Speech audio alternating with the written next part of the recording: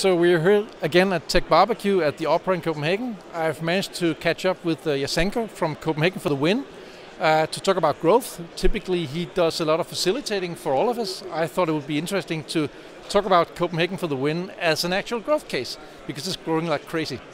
So anyway, Jasenko, if you were to characterize the things that's made Copenhagen For The Win grow really fast, what would those mechanisms be? What would you point to? I think I would poke to that we have tried to put a really high, let's say, we try to put a really high barrier on giving, on sharing. What we're about is connecting the scene, and basically we want everybody to start sharing much more of their network, their knowledge. And we've given so much and tried to give so much that I think that has implicitly put, I wouldn't say pressure, but expectation to people to start giving back to others, not only us. And what we're about, we're the community. So by us representing the community, everybody else, and giving so much back, there is some sort of expectation that all the startups will start sharing much more. And I think that's been one of the assumptions, or one of the things that have done that we've actually grown so fast. So if you think of it in terms of a startup, we've actually got lead generation from our leads. So how do you get, say, your customers to get you even more customers? And for us, it's been growth for the CPH For The Win hashtag, newsletter signups, it's been visits on the page, and all of that has actually gone back and given back to those guys doing the events, because our platform creates transparency within jobs, within events, within the startup directory. So basically, by creating this circle, it's actually become a positive upward spiral. Whereas by giving more, there is this expectation, and everybody starts telling about it, that we've just seen growth in Twitter, in signups, in meetups for our events. Like in February 14, we had a meetup of 300, then in June 350, September 600, and in November it was 1,000 people. So it's been phenomenal. If you're looking at this as a startup, that would be a tremendous yearly growth rate, actually. So you have this standard notion that, you know, if you build it, they will come, and they never do. So somebody always has to push it really hard, which is, I think, what you're doing. So you're in what I've heard called the hustle phase of a startup. Would you agree with that? Absolutely. I think there is, absolutely. Like when it's all about hustling. Like what we did is that when we went out and did the event for 1,000 people, we announced it 3 weeks before there were going to be 1,000 people.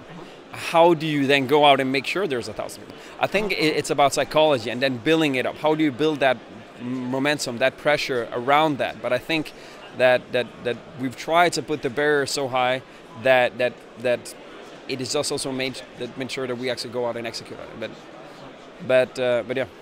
So where do you see it going? I mean, there is, I suppose, so many people in Copenhagen that can actually be a member of this community. Do you see it leveling out, or do you think we're going to be 2,000 or 3,000 at some point at one of the events?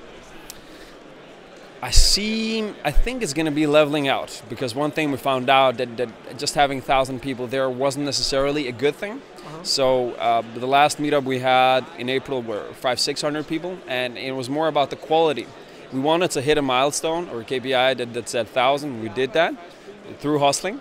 But then we found out that it was more nice to have. The need to have was actually having the right people there, the core community, startups, and then everything else, the service providers, etc., are the outer core. And in order for the startup community to grow, you have to have the entrepreneurs be your ambassadors without actually being it, but kind of you have to motivate them and inspire them to do it. So basically you're moving from acquisition to retention, or? Exactly. But then it's basically, it's I would say sometimes like retention through acquisition and through so high expectations in the acquisition and execution. Because one thing is sure, that if Larke and I and the people behind CPH For The Win didn't execute this much, it would drop down. Exactly. So by having high expectations, we also pushed ourselves to execute and deliver on the things, which has also been a really good thing. So basically pressure for us to grow really fast, but then also that growth and the visibility of that growth to everybody else in the community has also meant that we've gotten even faster lead generation through that. So basically by putting so much expectations in the community, we put pressure on ourselves, and our execution on that pressure has also meant that people were impressed that so much that the brand, the word, the growth has just been through the roof. It's very interesting, and it's nice to be able to talk about Copenhagen for the Win, not just as a facilitator for all of us, but as a growth case in itself. So thanks a lot. Thank you. Thanks very much.